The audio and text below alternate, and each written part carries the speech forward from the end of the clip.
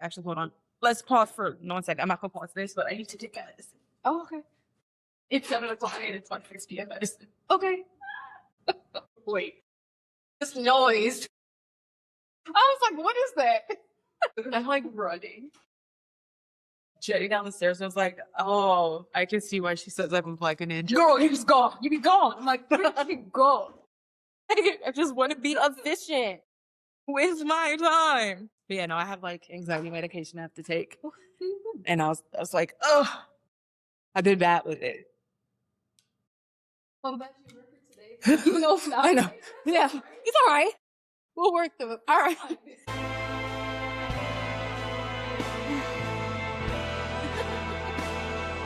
I'm dead. All right, our next topic. Timothy Chalamet makes a comment about the ballet. Oh, about comments that people should just shut the fuck up. Yeah. He makes a comment about the ballet, and he says that it's pointless. Mm-hmm. Meanwhile, as a good fucking kickback in your face while we were talking about the Oscars, Misty Copeland said to go on stage dancing a Sinners-inspired piece at the Oscars. And this is why I want to watch it live. Okay. Okay, right. fair. Okay. Yeah. Can I just get this part? No, I mean like, can I just get the part? Watch that one piece. That one piece. Now here's what I'm a little nervous about. Okay. You know, she just had hip replacement surgery in December. No. Right? No. I was like, Misty, it's been like 3 months, baby. Are you ready? Oh my God. I'm like, baby, just sit down. You can sit and you can like point from a chair. Please. You could direct. You can do whatever you want, but don't hurt yourself. I mean, that's so hard, right? Yeah. When you're, luckily Misty Copeland she's not poor, but she's not like rich. But she has money, which means she has access to good doctors, especially because she's a dancer and like give dancers. So she probably got like minimally invasive. Yeah. And honestly, I have heard some people like the hip surgery world that recovery time has been a lot better. I have heard that. Yeah. But also I agree. 3 months? I agree. Have you ever watched Dancing with the Stars? It's been a long time. Yeah. There was like Mom Talk, which is from The Secret Life of Mormon Wives. There was 2 girls from there. Oh my God. If you have Hulu, I do. Just go down this rabbit hole one day. All right. It's like the best new reality TV because it feels fucking real. But anyway, she's on Dancing with the Stars. Yeah. 8 weeks postpartum. God, bless her. And what? No one gave her fucking flowers for that shit. 8 weeks postpartum. There was like one of the moms were like, I can't even sweep my house. Like, this sounds horrible. But yeah, I love that Misty Copeland is, because I don't know if it's in direct relation to it, but it's definitely getting more conversation around her coming back. Yeah. About this. And I also love that it's a piece where a Black ballerina who people never thought that was going to be ever, especially at the level of Misty Copeland. Yeah. And it's just a really big fuck you to a white man. Oh my God. Apparently this family comes from the ballet world. Mm-hmm. And okay, I did also watch The View talked about this. I was like, let me just see what I think about this man. And they were like, yeah, Whoopi said something like, this might just be like a FU, if you will, to his family. And I was like, he might just be digging at them. But like he might be. It might have just been that little tension there. But also, why would you say that? Because all press is good press. I'm just like, if people stop seeing his movies, they're not. Because he said something like that, they're not going to stop seeing his movies. Did you know? I've seen Little Women. Was it good? Yeah. Okay. Like, recommend that one. He was good at it. I don't think I've ever like sought out, and he's not the star, right? But I don't think I've ever like sought out Timothy Chalamet. When he did Willy Wonka, I was like, yeah, no, that's hard. I was like, you really did this? Like, so how y'all feel? But that belongs to Johnny Depp and Johnny Depp alone.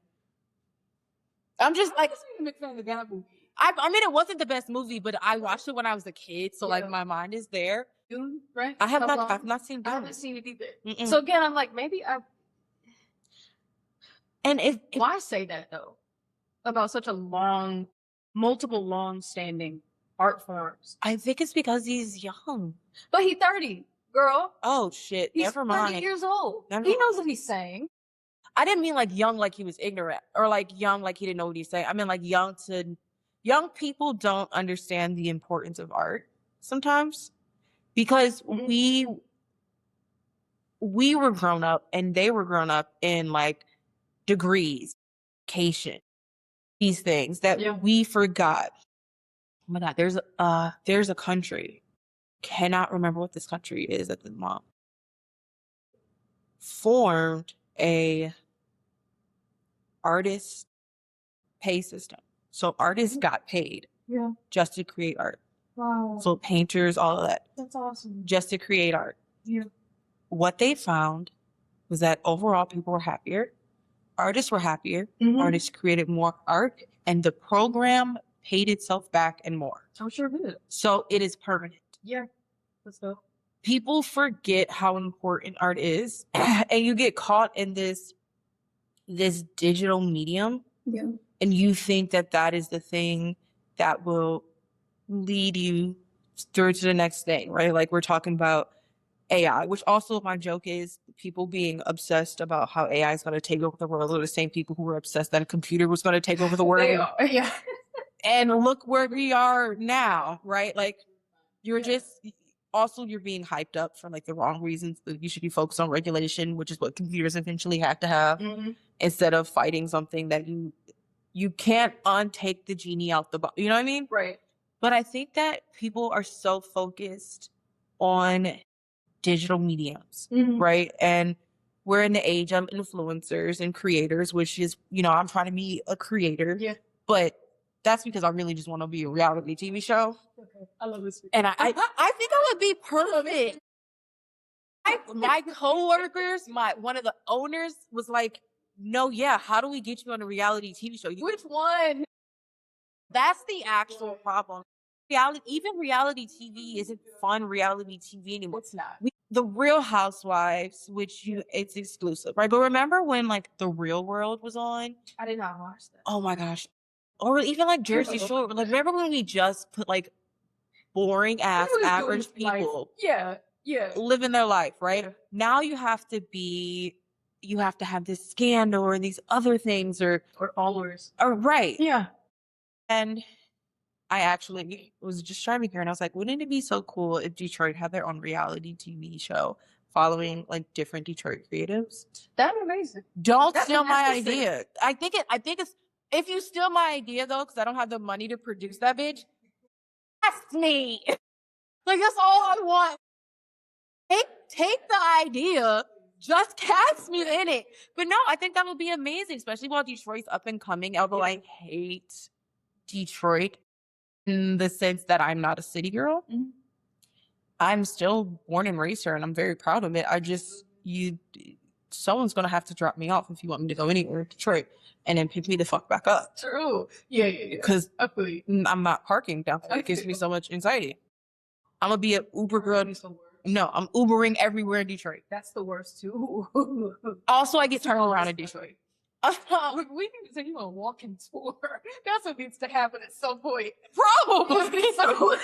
Only in the summer. If you don't know, downtown Detroit is like 5 degrees colder than everywhere else.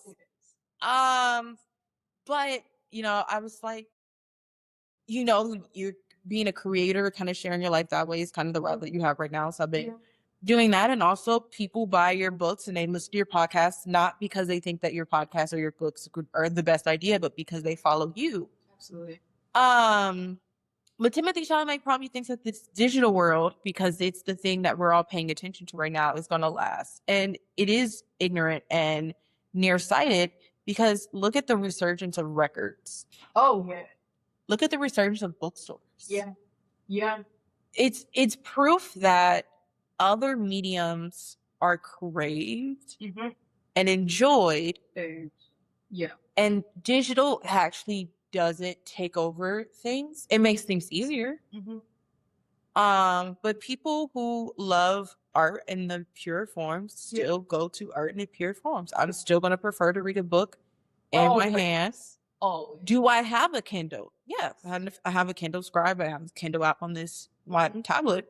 But at the same time, do I have 3 bookcases full of books? Yes. And if I can get a physical copy of a book, I'm getting it. I did too. I love an audiobook where most of the book is talking. If a lot of I like less dialogue. I love audiobooks with less dialogue. The back and forth talking thing is just like, it's a lot. Here's when I would do like that. Okay. If there are multiple people speaking. Like Yes. if you have 2 different actors. A duet. Bet. When it's one person. Yeah. I like that.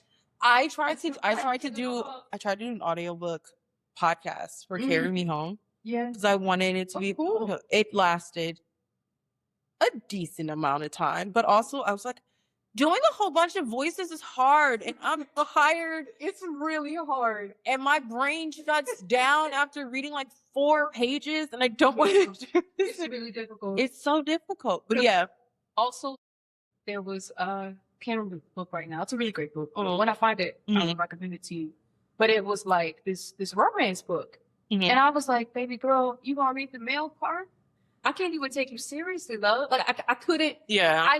But I bought the book, so I'm like, now I'm gonna listen to it because I spent however much money on this. But I can't take this seriously. There's only one. Everybody knows I love Harry Potter. I'm a huge Harry Potter fan. They just came out with the live cast version. They did. Yeah. Fucking fantastic. I'm sure that. Why are people bashing this so hard? I'm like, I'm sure this is gonna be great. It's because they hate J.K. Rowling. I can understand you having that opinion, But like, let the babies act. Let the kids and they acting. They do. Let me tell you, it's so good. But yeah, I think that's like Timothy Chalamet's thing. I think he stated like the unquoted statement that everyone's sharing is no one cares about the ballet or the opera anymore. And what he really stated was, I don't want to be working in ballet or opera, things where it's like, hey, keep this thing alive. Let a baby get more money, and I guarantee you I will be at the ballet and opera. The reason why the ballet and opera are dying, quote unquote, is simply because they were created to be elitist forms of art. Absolutely. And in our current financial climate, we don't have the money to go. It's not that we don't want to go to the opera. It's that we don't have the $500 to go to the, not only then you got to buy a $300 dress. You got to get the fit. Yeah. We're not going to the opera in our sweats, guys. No, we can't. They won't let you in. No. Or the ballet. Well, no. They'll let you in the ballet. Ballet has been, it has, but like he's obvious. She's not talking about, like, you could go. I saw this beautiful dance performance at the right, I think it was. Really? Yeah. The 14-year-old, one of her like guest teachers, because she's in high school now. Yeah. They had like guest dance teachers, and they were from this group, and they were actually performing there, right? So she got like free tickets. And I love dancing, although we got bored. But we got bored because like one dance took an hour. Like there were like segmented dances. Wait a minute. One dance took a whole hour, and that was a lot of brain power. Yeah. And it was a lot to take in because it was like about Blacks in like the 1920s, and it was beautiful. It was awesome. It was beautiful storytelling, but just a lot to take in. And there were like 2 performances before that one, and there was another one after, and I'm just like, okay. So I didn't know. Okay. Before recently, because I just saw the Dance Theater, probably when they came here recently, a few months ago. I don't know when the last time I'd seen a ballet performance before that, but I didn't know that that's what ballet does. But they split the whole night up into sections. I was like, oh, here's one part. Oh, there's another. Oh, there's another. Oh, there's another. Yeah. When's the main act? Then finally the main act comes on. Yeah. I was like, oh, and then I was moved. Like, totally moved. It was beautiful. All dance perform, like big style ballets. Yeah. When you get into like the big theater, they're obviously telling one huge story for the most part, like Swan Lake. But even Swan Lake is broken up. It's truly like going to theater. When you go to theater, you have like act 1, act 2. Yes. Sometimes you have an act 3, you know. Yeah. And that's kind of how dance is. And that's why they're closely related, which is stupid. Yeah. He knew exactly what he was saying. You know, it feels really sad because he just got a lot of positive press for the way that he was loving on Kylie Jenner, which I love to see. You know, I hate that. I love Kylie personally. How you may feel about her ethics as the business that stands between it, but like as a woman, as a mom, she's super fucking unproblematic to me. Yeah. Like she doesn't like to be in the media that much or whatever. She likes to just be at home. Yeah. And seeing her like get loved on was awesome. And then you just fucking ruined it. Like just let people like you being a good man. But I'm gonna tell you this. Do you remember when Will Smith slapped Chris Rock? Which deserved. I don't give a fuck what nobody says. And it goes back to my conversation about how we can't have like natural reactions because in the streets, there is no way you would have fixed your mouth to talk about this man's wife over and over and over and over and over again for a decade. You would never, right? Why are you doing it on the stage? Because you think that I'm not going to show you the business. But also, interesting, I think the whole thing was staged. I still don't know. The reason why I think the whole thing was staged is who slaps a person like this? Nobody does. You cock your hand and you get a better freaking thing like this. Who comes wide arm and just like you're challenging him to a duel? That never. Tell you what, they both made some money off of it. They did, but did you notice what movie Will Smith did after? Yeah. He did. I didn't see either, but he did movies where he had to be like more hard and more aggressive. Yeah. And sometimes they do these things because they're when they go out to acting jobs, and the acting jobs are like, hey, you know, here's our note. We don't see you as this person in this role for this, how you look in the media. Then they got to change their image real quick in the media. And that's a heavy part of the acting world that people don't know about. Yeah, that's a good point. Yeah. Was that Emancipation that came out after that? I think so. Because I was like, why are you being a slave? What's happening? I told someone immediately, I was like, watch him have one of the like hardest, like he has to be really tough roles because he was into this, you know, a lot of people saw him as a simp because people viewed Jada a certain way and it just created like chaos and, you know, that he couldn't get certain roles because of how people saw him as like Jada's husband, not as like Will Smith. And so he still did it as Jada's husband, but then they kind of like split for a little bit, not split like the relationship wise, but I also respect like they've had their ups and downs. And although we know that Jada's not a person that likes public displays that much, I respect the fact that he was like, I'm not going to continue to sit here. Yeah. But also in a world where either you did slap him or not, most men they're not gonna let you get away with that. No, I love that point that you brought up. They're really not. And who you talking to? Right. And that was my biggest point in that is like, why do we care more about the action that happened after the disrespect and not the disrespect? Yeah. Like everyone's arguing, Will Smith should have never did that. And I'm like, Chris Rock should have never made a joke about alopecia. Like, what the fuck are we, like, why are we in this mindset? You talked about a woman who went on the Red Table Talk to say that she's going bald because her alopecia came back, like, flared up so much, and it was really hard for her to embrace this. And she looked beautiful bald, and then you came at her. Also, Chris Rock made a movie about black hair. Yeah. Was it good hair? Yeah, something like that. Yeah. So hopping off of that, it made me so mad. Timothy Chalamet makes me so mad. I can't wait to see Misty Copeland.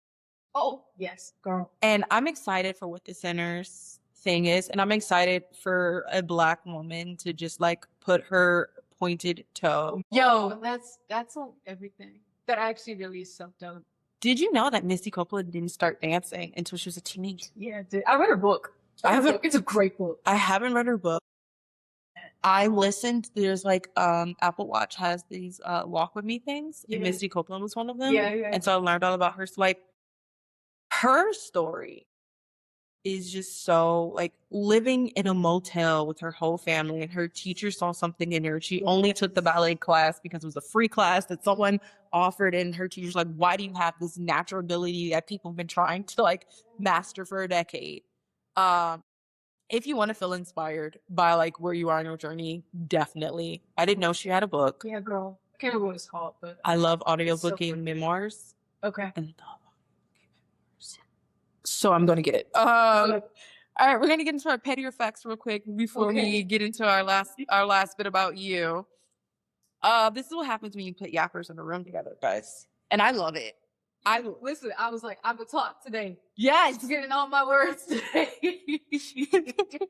our little quick pettier facts is that allegedly Zendaya and Tom Holland are married. Oh, good for them. Good for them.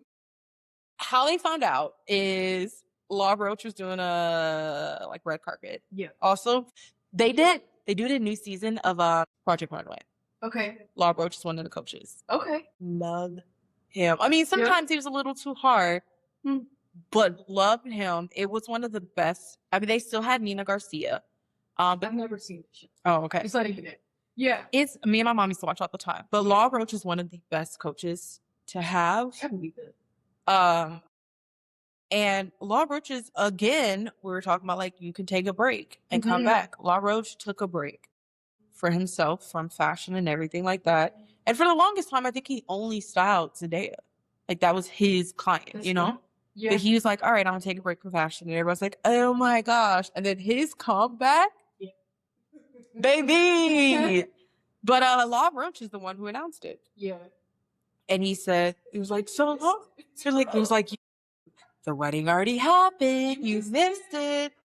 And so, you know. It's like we weren't invited. So did we miss it? It just happened. It just happened. Yeah. In this new world, is it petty of us or facts of us to believe that we should have access to celebrities? Not just, I guess, not their lives, but like celebrities' big events. Me? Mm-hmm. I think that is petty. Mm-hmm. And I'm going to say that because everyone deserves a certain level of privacy. Like, no one owes us that wedding. No one owes us showing us their babies. That's like when Hallie had her baby for like Halo for the longest time. He's like, I ain't showing you the space. And I was like, oh my God, I want to see the baby.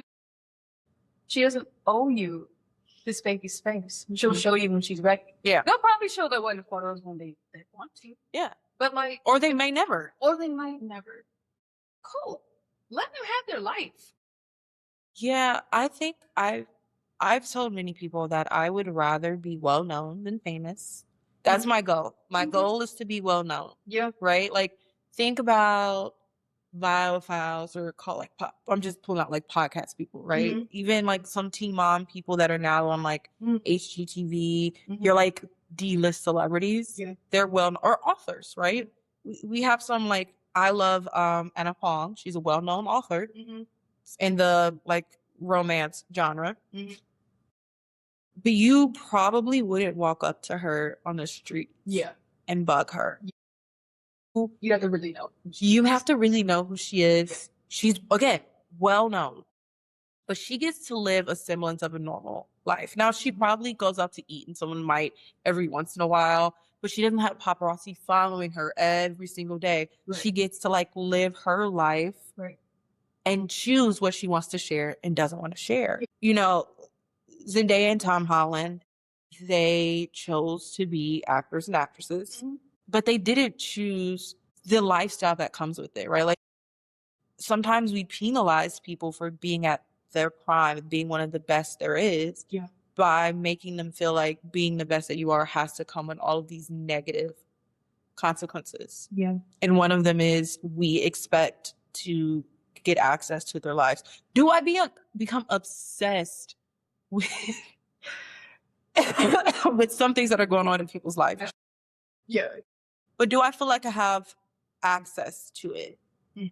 No. Like my podcaster, someone from Teen Mom, her and her like father of 3 of her kids broke up. There was a whole cheating scandal. Oh, okay. Then it came out that she was like dating another man right after, blah, blah, blah, blah, blah, right? People researching or whatever. Did I want to know in that moment? Sure. When she stopped and she didn't talk about it after like a week, I was like, you're over it, actually. I'm over it. And also, she'll tell me when she wants to. Yeah. I'll get the information, right? Yeah. And I think that if we gave people would be more willing to share their lives with us if we let them share. Yeah. There's a whole like mental health aspect to that as well. This need to let people know your personal life. Then obviously that gives them to comment, unless you just take that part off on Instagram, wherever. But it's like no one has to talk about your life if you don't want them to. I think it's a great decision. I really do. They showed the wedding band, and it's like, oh my god! I think what's her name? Martin. Made a little comment like, "Hey, I need y'all the towels. Just let me know. Give me a look if you got married or not." Yeah. See, but that's cute and that's playful, even though you're out in public. Yeah. But it's like, live your life. Live your life. And like, there was what changed for a long time. I was into social media, and then for a really long time, I kind of really backed out of it. And I was listening to Jay Shetty podcast, and he had someone on, and they're like, your social media is still yours. And you get to choose what you share. Absolutely. No matter what you feel like no matter the feeling that people give you. Yeah. You get to choose what you share. Yeah. And I love that. But there are times it even comes back to me. Like family members will be like, you share your whole life on social media. And I was like, do I though? Right. Like, or am I just showing you the parts that I want to show you, that I'm comfortable showing you, and how you perceive it is I'm sharing my whole life, right?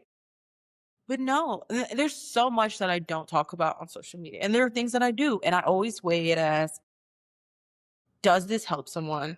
And if it helps someone, or like, I'll show moments of me crying or me having moments, because I'm so tired of social media being like, picture perfect. Yeah. No, I'm on the floor with clothes all around me, having a whole breakdown because I don't know, I couldn't find, you know what I mean? Yeah. Like I want to show the reality of it. Yeah.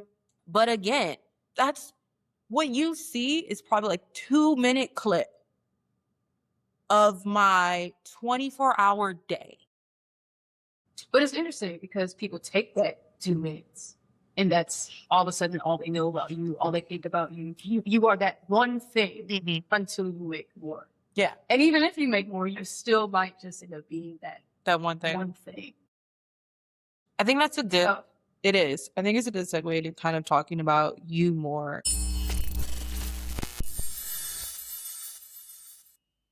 Indie authors are out here building worlds, breaking rules, and telling stories you won't find on the bestsellers list. And not only can indie authors do it just as good as published authors, but they can often do it better. On Indie Ink Podcast, we interview indie authors every month about their books, their process, and what keeps them going when no one's watching. One of the best pieces of advice I received, once you start getting negative reviews, it means that your book is reaching outside of your target audience. And when she said that, I thought that was such a wonderful way to look at it. Jean-Paul Sartre, he's French, with No Exit says that hell is other people. Like, to be in hell is to be like with other people. The thesis of this book, or like what I thought about when I thought about like what would be like the ultimate hell for me personally. If you love stories behind the stories, this podcast is for you. Check out Indie Ink Podcast wherever you listen to podcasts. So, quick question. Have you ever opened your to-do list, looked it dead in the face, and then immediately decided that reorganizing your desktop, deep diving on YouTube, or starting a completely unrelated side quest was actually the better life choice? Yeah, same. And that's exactly why this week on Basically Unbothered, we're talking about something that doesn't yell at you to wake up at 5 a.m. or just be more disciplined like some productivity drill sergeant. We're talking about a pinch of Productivity, The Secret Sauce for Motivation by Don Turner. Because instead of shaming you into being productive, it gives you the pinch framework: pressure, interest, novelty, challenge, and humor. Translation: you're not lazy, your brain is just bored.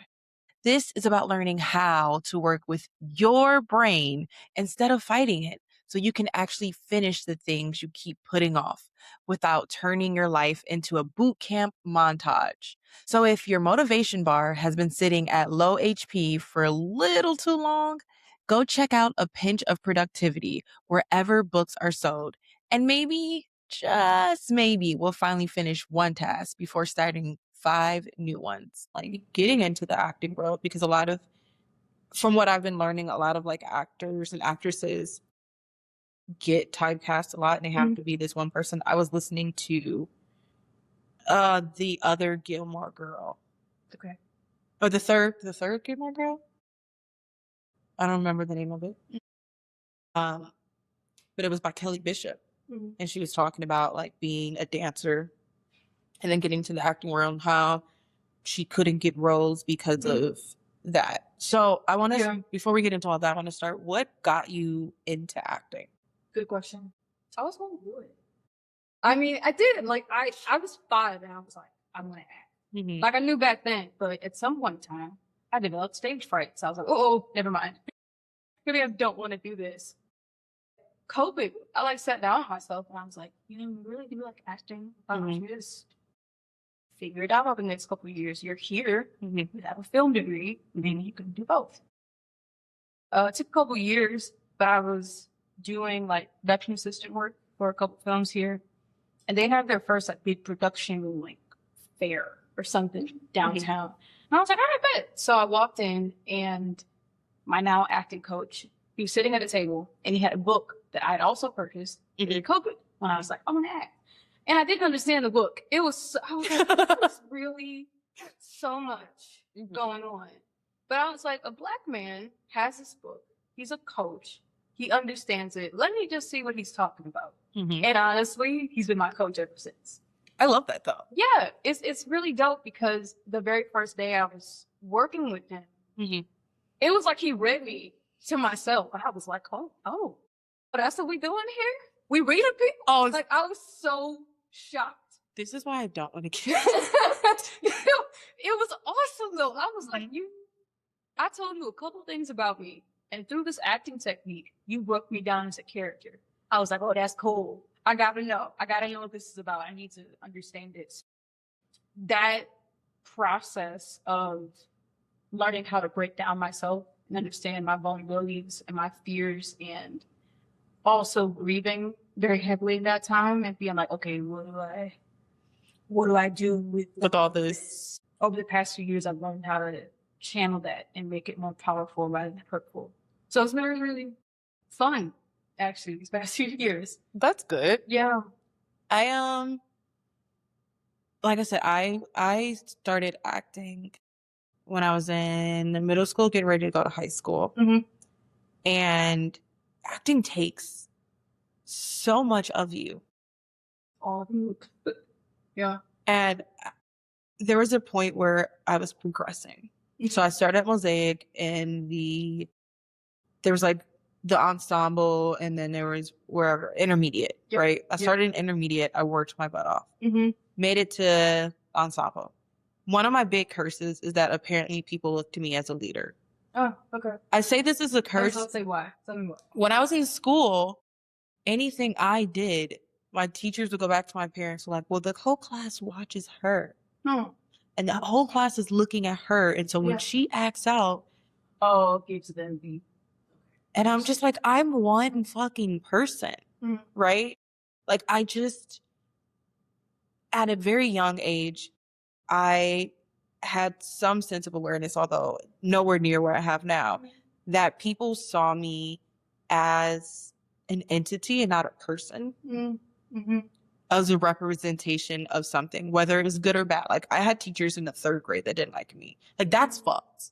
For no reason other than to just not like me, because they didn't see me as a person. They saw me as like a representation of something. Mm-hmm. And School here? Mhm. Like Detroit school? I went to Detroit School of Arts Okay. for high school, and then I went to Southfield schools for elementary and middle school. And so that was really difficult. Yeah. Having to kind of go through that and deal with that was just like really complicated. Mm-hmm. And then in acting, they were like, okay, we want you to go to ensemble, but you do really well with all of the younger students or whatever. Can you stay a little bit longer to help them? And I was like, okay. Mm-hmm. Was I hurt? Yeah. Like, why can't I just move up? Yeah. Why am I responsible? It's also like, that's not your job. It's not much. It's not your job. I was probably in the 10th grade. What? Like, no. And there were a couple of people I think that were kind of being held back too a little bit. And I don't know what was going on. I don't know if they were like, we just want to see if maybe you could make it more. Mm-hmm. I was also like acting and doing the productions and going out to do these things. So maybe they wanted to keep me a little bit longer to have someone that could replace me. I don't know. Okay. Everybody knew that I was moving up. Mm-hmm. And everybody started treating me completely different. Mm. And they started saying, oh, we don't understand why they want her to go to the ensemble. She can't even really act that well. She's just acting ghetto. I'm not like, it was a complete like 180. Yeah. And it just got really, and I'm so sensitive in general. And You're also 15. Yeah. Yeah. So I'm like double ass fucking sensitive, right? Absolutely. And it really got to me. And I was already doing so many other things. And I had a relationship, and that was kind of really difficult to manage all those things. So I was so busy. Yeah. And I remember, and I now know this about myself, that when something starts to cause me anxiety, because I didn't know that I had anxiety back then. When something starts to cause me anxiety, I stop participating in it. Yeah. In all aspects of it. So we were supposed to memorize supercalifragilisticexpialidocious. Oh, wow. Yeah. And it was like SUPERCALI, like we were like, and I just didn't. And I was so nervous to go back and not be perfect. And to be like, oh, I didn't memorize it. Yeah. I found out later no one did. Yeah. Because it was like during like a break, right? Mm-hmm. And I was just like, oh my gosh, this is going to be more ammunition, and everybody's already being so mean to me. And that's when I walked away. Mm-hmm. And I told my mom, and my mom jokes about this all the time. I sat in the car. I was like, I'm not going in. She was like, yeah, you are. It's like, cool, great, get me in there. I'm not going in. I feel so bad for my parents. Because I was such, like, my whole life had such a, like, definite tone. Yeah. Like, I'm not doing this. Did you tell them what was going on?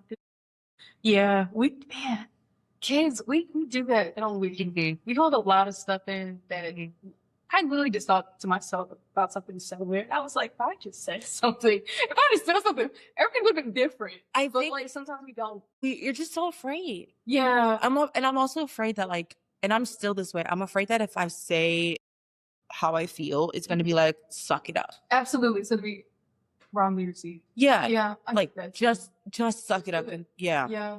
And I couldn't. So that was the end of that. Now I have the ability to look back on it and also notice that, like, acting was never going to be good for me. Mm-hmm. Mm-hmm. Same way, like, I love singing. I'm nowhere near, like, freaking Ariana Grande level, but I can hold a tune, right? Yeah. But entering into that world would never be good to me. I also, when I was younger, and even when I was in, like, high school, kept getting approached to model. Yeah. And never once have I done. I think I entertained it a little bit, but even when I was a kid, like, little baby, 3, 4, 5 years old, right? Mm-hmm. They were like, oh, you should come to model. And I was like, no, thank you. Mm-hmm. And my mom was like, what do you mean? And there's just something about it that I just always instinctively knew. Mm-hmm. Like, if I got into this world, it would not be healthy for me. Yeah. You want a lot of people. Yeah. Yeah.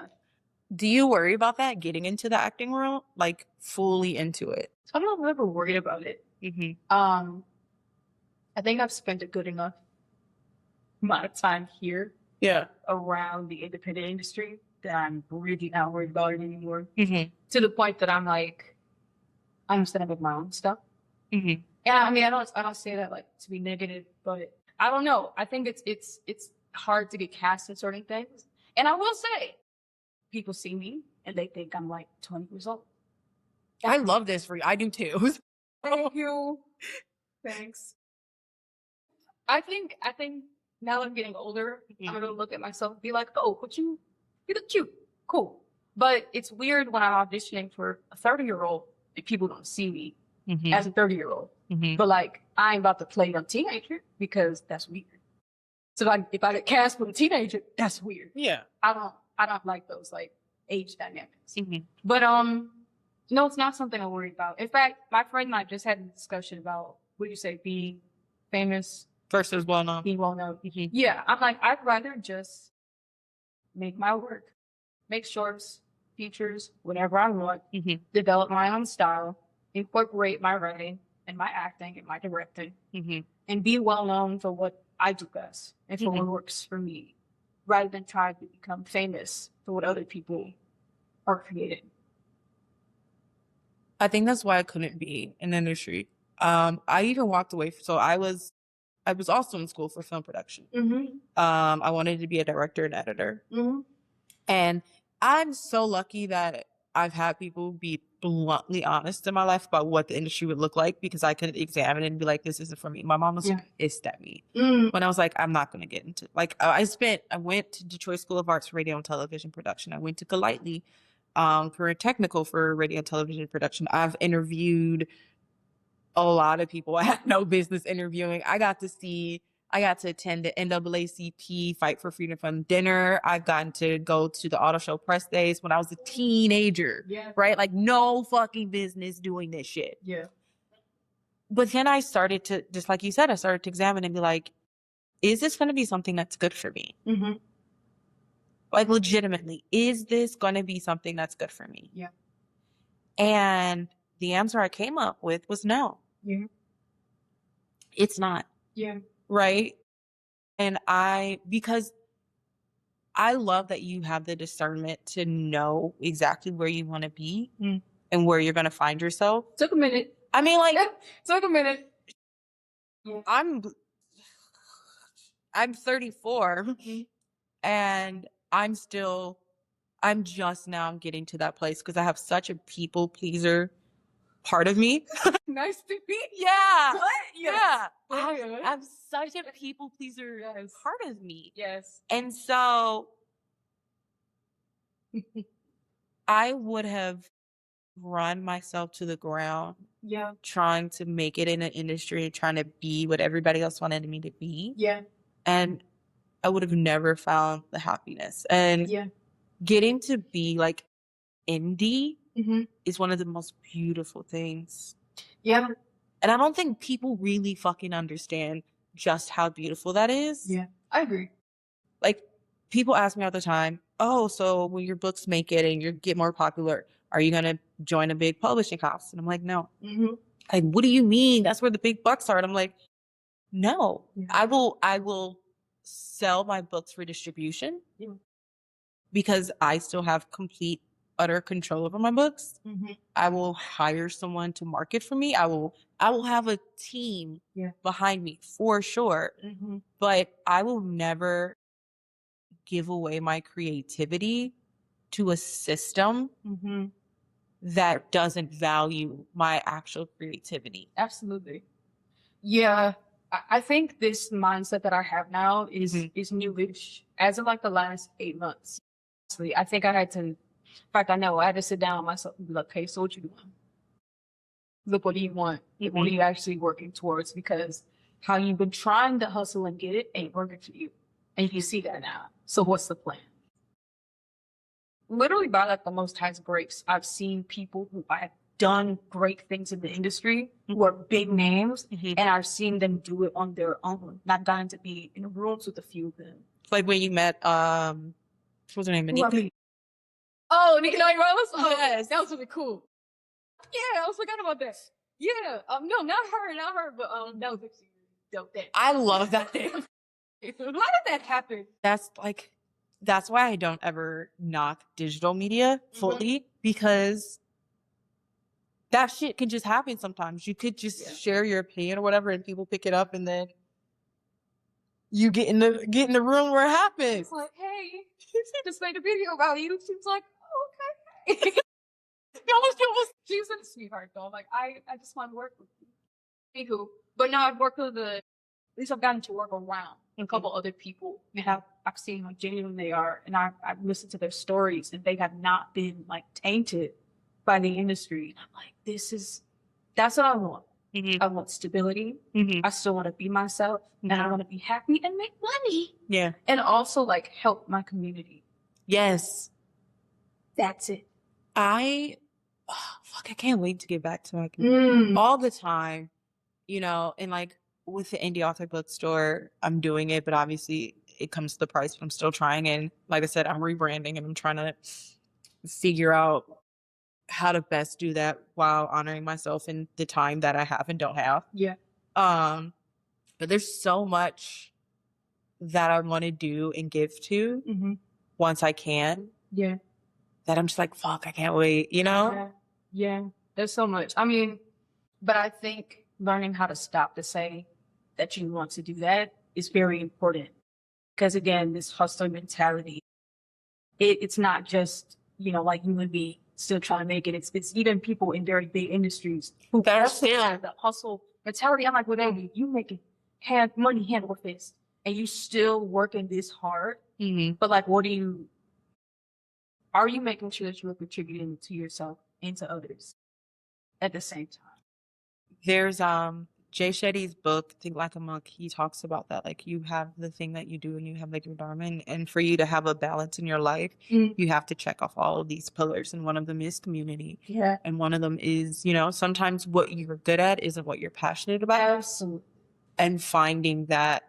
Luckily for me, that is also what I'm passionate about. But there are skills that I have that I'm really good at, right? Like when I was working at the credit union, those skills I'm really, really good at. Yeah. But that was not what I was passionate about. Mm-hmm. And I'm decent at bartending. Mm-hmm. I'm not passionate about it, but it's paying my bills right now. Right. But being able to just step back and examine and saying that, like, I can't just be making. I have to be contributing. Yes. I have to be giving. I have to be healing within myself and within others. I think we're so stuck in this billionaire, millionaire. Mm-hmm. And would it be nice if I was a millionaire? Sure. Great. I'm not saying that I won't get that way, but I will be a quiet ass millionaire. The quietest. I will be the quietest. Yeah. And I will be giving and helping so many people. Mm-hmm. And I think that in our world, we've forgotten that was one of the purposes. Absolutely. I had a conversation with my brother, and he's more like pro-billionaire. Mm-hmm. And I love that for him. But he was like, why do we have to fund, other people, help other people? And I was like, because that was the whole design of us. Our design wasn't just to create and have for ourselves. Right. And that's what art is about, right? Yes. Art, sure, when you're at the high level, you're getting paid and you live this extravagant life. But art is about creating something for other people's consumption. Even when you're a painter, right? And you're in the truest form of yourself, when you decide to put it out there, you're putting it out there for other people's consumption. Yeah. And that changes it. Like you're giving a piece of yourself to someone else. Yeah. And if you look at that mentality, whether money is still a piece of yourself in a sense, time is a piece of yourself, education is a piece of yourself, we always have to be giving back. And I think that's why art will never die. Yeah. Because it is a form of, even in the like craziest parts, right? Like I was talking about the Secret Lives of Mormon Wives when my best friend and all that happened or whatever, right? I literally went home the night after the night I found out. I went out, couldn't stay at home. Yeah. Came home after all that, and I lived by myself, right? Yeah. And I just didn't want to be alone, and I turned on that and binge watched it. Yeah. And Yeah. When my dad died, all I could do was like watch something comedic, especially before going to sleep. Interestingly, Yes. I've kept that up yeah, for 5 years, and I still manage most nights Mm-hmm. to watch something good before I go to sleep. and but like that's art, you know? Mhm. We may think it's like silly or whatever, but it's always affecting people Yeah. in different ways and helping people in different ways. And I Yeah. think that's why I love art. It's a beautiful thing. But onto you, like, what are you as you're in the industry right now, like, what are the good things that you see in it for someone who's like in it or wants to get in it? And what are the bad things that you see in it? There's a beautiful amount of talent. Mm-hmm. I mean, I'm Detroit predominantly. Mm-hmm. And I think, people talk about, oh my God, there's so much talent here. But no, there's so much beautiful up and coming talent here. And I think being able to see it from all ages, like there's, this just happened. Mm-hmm. There's a girl, she's like 20. She is in a different acting class than one I'm in, but through the same studio. Mm-hmm. I just met her recently. Beautiful girl, can act her butt off. Mm-hmm. She was on a billboard. I was driving in Corktown of all places. I shouldn't have had my phone out. But I turned, it was like 7 a.m. I'm in the car with my mom taking her to work. I turned to my left. I was like, it's Pamela. My mom was like, where? Where is she? She's thinking I'm talking about someone on the street. I was like, no, like that's her. I think community in that way has been the best part for me. Like seeing talent in all areas and being able to support talent has been my favorite part about it. I think only because I'm booking whenever I book, but y'all are booking consistently, and it's dope to see that happening. Yeah. Bad parts? I don't know. I don't want to say anything like too negative. That probably sounds too terrible. No, I think excited to see even more people coming out with new stories here. Yeah. That will be. You know what I wish they had? I wish the art film scene, like the very artsy film scene, and the independent film scene could find a way to merge. Mm-hmm. Because sometimes the depth of storytelling that comes through the art scene is not as prominent in the independent scene, but the independent scene's film reach is further than the like artsy projects. Yeah, and I'm like, can y'all just find a way to mend the two? Because you both have your places. Mm-hmm. But there's just such a huge disconnect. It's like how film and theater used to have a huge disconnect. Right. So I think there needs to be a mending there. Yeah. I'm very happy with the like merge of film and theater. Like I love that theater productions become films. Yeah. And vice versa. Mm-hmm. Right? Like Mean Girls becoming Did you see that? The Broadway show? Yeah. No, let me tell you, right before COVID, Sabrina Carpenter was announced. Really? Well, that would be great. She did one show. Oh no.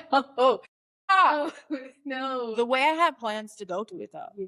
Like I had plans and I had like the finances and I was planning on like driving to New York I don't like New York. It's too busy for me. I was going to say it's too city. It's too city. I'm not a city girl. I just want like that to be clear to everyone. There's no Yeah, I've learned that I'm not like a full country girl either. But like Royal Oak. Well, so this is fine for you. This is my vibe. Yeah. It gives like indie creator, like up and coming. We're young and we're hip, but also let me go to sleep at night. Kind of. Yes. That's a really good point. I'm not no riffraff. No. There's no riffraff. Yeah. Like I have no, and this is not knocking Detroit. Just big cities come with like higher crime rates in general, right? Like I can walk my dog at night and not be afraid. Yeah. Right. Yeah. And also I'm probably gonna bump into 10 people walking their dog. You know what I mean? It's true. Yeah. It's like it's city enough that you can walk down to go to things. Yeah. But it's not too suburby where we're in a cul-de-sac. It's God, I could never be a cul-de-sac. Woo. Yeah. No. It gives you like the best of both worlds. Yeah. Agreed. But I couldn't like the idea of even spending a night in New York. You're gonna have to pay me to get me in New York. I'm just saying. And I know people love New York, and I love that for them, but I have really bad anxiety. I have really, really bad social anxiety, right? I went to a concert at, maybe the Masonic. Mm-hmm. Probably. Masonic is small, right? Smallish. Yeah. Smallish. Yeah. Could not handle it. Also, they were playing like techno EDM, and techno EDM is my least favorite. I don't like, it's just the same fucking frequency. But I need a little bass. But it'd be like hi-hat, and I'm just like, no. It like messes with my anxiety. And then I was around a whole bunch of people, and and those lines for the Masonic we do. Okay, so maybe it wasn't Masonic. It had to be, no, it wasn't the Masonic then. It had to be, yeah, possibly. Just check. I don't know. I was like, No, yeah, no, we're getting close we're getting close, guys. I promise. It's just too much. The amount of people that were there, like, and we were on the floor, and I'm so annoyed because it was like my ex, and he doesn't have a lot of people to go to concerts with him, so I'll go. Yeah, we're friends, right? Like, whatever, we can go to a concert. This man wants to go to another concert, wants to be on the floor, and I'm like, I will murder the floor. The floor. We were on the floor. Like, we're too old for this shit. So like mosh pit? Like, what's happening? Oh my God. And so like I couldn't even stand being there. Yeah. Right? So no, there's no fucking way I can be in a city that's so dense with people that you bump into people all the time. I would be swinging. You do. It's really interesting, actually. And funny enough, now, like, here, when Black people are the most well-known people to say, excuse me, whenever you go in. Oh, no. People just be bumping into No, anybody, everybody. And don't but us. Yeah. Don't say shit. There's nothing. And I'm like, you know what? Cool. Adopted habit. Just from working in the restaurant Yeah. industry. Yeah. Let me not say excuse me. Yeah. Sit down. Yeah. Oh, yeah. And then I'm the rudest yeah. motherfucker. And I'm just like, what? One time I was clearing a glass off of someone's table. And I usually say excuse me, but I was like, it was really loud, and I'm just like slipping by. And they looked at me like, how fucking dare you? And I'm like, I community service. Yeah. Excuse me. But no, New York is a time. Here's what that was funny. The last time my mom and I went, we ended up out really late. In New York, they'll sleep. Does it? I heard it doesn't. Girl, I think after COVID, they were like, you know, we shouldn't step down. I was like, what? We were out at like midnight and nothing was open. Like nothing. I was like, I'm hungry. Y'all got no food? Royal Oak don't even sleep by midnight. That's true. But they do shut off food services. They do. Like there's alcohol, but you can't eat. But you can't eat nothing. Nothing. We found one restaurant in Manhattan where we were close to night. And I was like, oh wow, it's an all-night diner. This is the only one? It's the day. Like, it was crazy. New York is changing. It's hilarious. All right. To like finish out and close out, where do you see yourself going? I'm super big on manifestation. I love speaking into existence. Where do you see yourself going? What projects would you love to do? However soon you want to do. Oh my God. Okay, let's just go year. Yeah. We'll Billie Eilish this. Have you told me? So Billie Eilish every year records a video in December where she's just like, hi, my name is Billie Eilish. I'm 18. And she just talks about like where her life is at that moment. Wow. And what she wants for like the next year or whatever. Well, I like that. And then she watches the old videos and like, so we're Billie Eilish. We're going to go a year. And then a year later, we'll ask the question again. Okay. We're not traveling anymore. Okay. There's no stuff happening in the world right now, but I really want to travel. I really do. So, I've been very intentional in the past couple of months about telling myself, do what you want to do for yourself. Figure it out. So I've spent a very long time not taking breaks. So like I'm going to travel at least 3 places this year. We'll see. But I want some short films out. Okay. By next March. That is the game plan. Because that's hard. It's hard work. It is. My God. I'm like, do I have to do another draft? Please no. So my life. Another one. Even more peace than what I feel now. Feel like more contentment in who I am, but like to really feel even more solidified in that would be Good. It would be nice. Yeah. Yeah.